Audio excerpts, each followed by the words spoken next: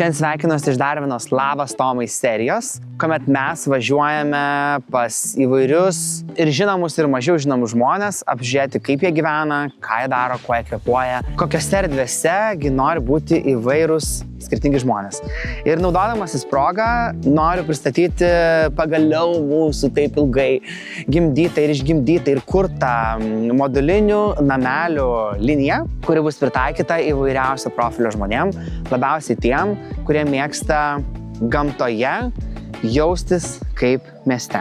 Turiu minty namuose, kad tai būtų tarsi jausmas, jog esi didelėje erdvėje kažkur senamas čia bute, tačiau išeini lauką ir tau aplinkui yra lapės, kiškiai, briežiai ir visa kita Lietuvos gyvūnija. Šis projektas, į kurį pasirinkome atvykti šiandien, į kurį mus pasikvietė ir priėmė, tai yra Ievos Zasimauskaitės ir jos šeimos vystomas projektas, kurį jie nusprendė pasistatyti visiškai patys savomis rankomis.